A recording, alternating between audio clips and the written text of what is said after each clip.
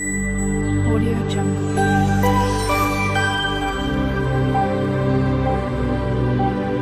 Audio Jungle. Hi friends, இன்றைக்கி விஜிஸ் கிச்சனில் என்ன பார்க்க போகிறோன்னா, ரேசன் இட்லி அரிசி வச்சு எப்படி பஞ்சு போன்ற சாஃப்டான இட்லி மாவு எப்படி அரைக்கிறதுன்னு பார்க்கலாம் வாங்க. நான் 2 டேபிள் ஸ்பூன் வெந்தயம் ஊற வச்சுருக்கேன், 250 கிராம் உளுந்து ஊற வச்சுருக்கேன், 4 படி ரேசன் இட்லி அரிசி, 1 படி பச்சரிசி, எல்லாம் 4 மணி நேரத்துக்கு முன்னாடி அரிசி ஊற வச்சுருக்கேன். உளுந்து மாவு அரைக்கிறதுக்கு 1 மணி நேரத்துக்கு முன்னாடி ஊற வச்சுருக்கேன். இப்போ வெந்தயத்தை போட்டு நம்ம வெந்தயமும் கொஞ்சம் உளுந்தும் சேர்த்து கிரைண்டரில் போட்டு ஓட விடலாம். உளுந்து ஒரு அரை மணி நேரம் நல்லா மாவு அரையட்டும்.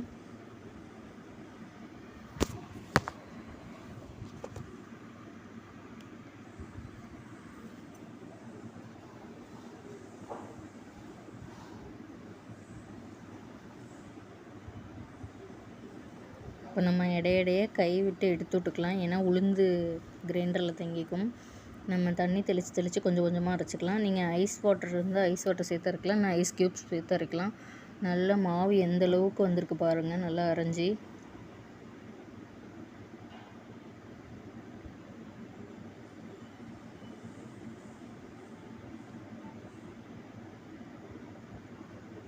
இப்போ மாவு ஓப்பன் பண்ணி பார்த்துக்கலாம். இப்போ மாவு நல்லா கரெக்டான கன்சிஸ்டன்சிக்கு வந்திருக்கான்னு பார்க்குறதுக்கு கொஞ்சம் மாவு கையில் எடுத்து ஒரு பவுலில் தண்ணி வச்சு நம்ம அரைச்ச மாவு போடணும். அந்த மாவு நல்லா மிதந்துச்சுன்னா கரெக்டான பக்குவத்துக்கு மாவு வந்திருக்குன்னு அர்த்தம். இப்போ நம்ம எல்லா மாவையும் வேறு ஒரு பாத்திரத்துக்கு மாற்றிக்கலாம்.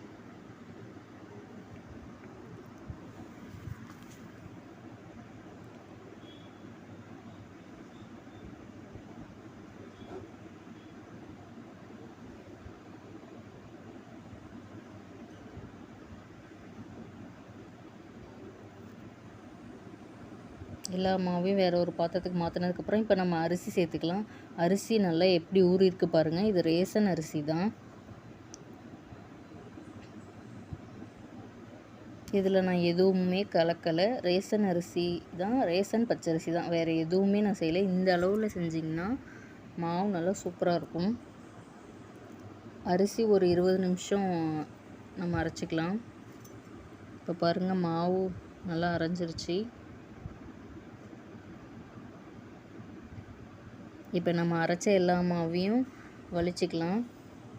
அரிசி மாவையும் உளுத்த மாவு எல்லாத்தையும் நம்ம ஒன்றா மிக்ஸ் பண்ணிக்கலாம். நல்லா கை விட்டு நல்லா ஒன்றா மிக்ஸ் பண்ணிக்கலாம், ஏன்னா உளுத்த மாவு அடியில் இருக்கும், அரிசி மாவு மேலே இருக்கும். அப்புறம் நல்லா நம்ம கை விட்டு நல்லா மிக்ஸ் பண்ணிக்கலாம்.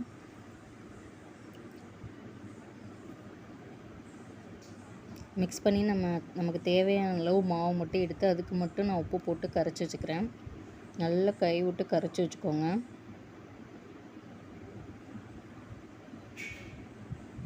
நல்லா கரைச்சி வச்சு மூடி போட்டு வச்சிட்டிங்கன்னா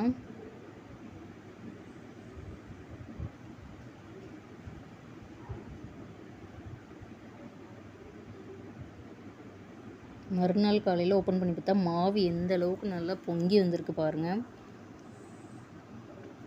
இப்போ நம்ம ஒரு கரண்டி வச்சு லேசாக கலந்து விட்டுக்கலாம். ரொம்ப போட்டு இது பண்ணாமல் லேசாக கலந்து விட்டுக்கலாம்.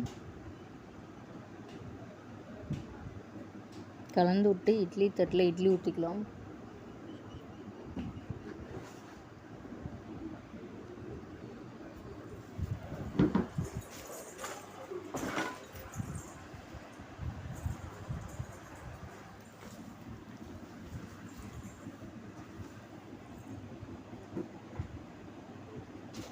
தண்ணி நல்லா கொதித்ததும் ஃபஸ்ட்டு பிளேட்டை வச்சுக்கலாம். இன்னொரு தட்டு இட்லியும் ஊற்றிக்கலாம்.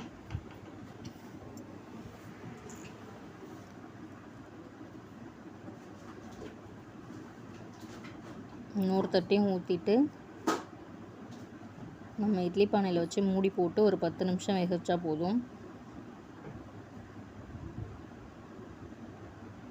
10 நிமிஷம் வந்ததுக்கப்புறம் நம்ம தண்ணி தெளித்து இட்லி எடுத்துக்கலாம். கொஞ்சம் கூட துணியில் ஒட்டாமல் இட்லி வரும். இதில் ரேசன் அரிசியில் செஞ்ச இட்லின்னு யாராலுமே சொல்ல முடியாது. நல்லா சூப்பராக சாஃப்டாக இருக்கும். இப்போ நான் எடுக்கிறேன் பாருங்கள், கொஞ்சம் கூட துணியில் ஒட்டாது இந்த இட்லி. இன்னொரு தட்டு இட்லி இதே மாதிரி எடுத்துக்கலாம். நான் சொன்ன மாதிரி மாவு அரைச்சிங்கன்னா சூப்பரான பஞ்சு போன்ற இட்லி கிடைக்கும். வீடியோ பிடிச்சிருந்தா லைக் பண்ணுங்கள், ஷேர் பண்ணுங்கள்.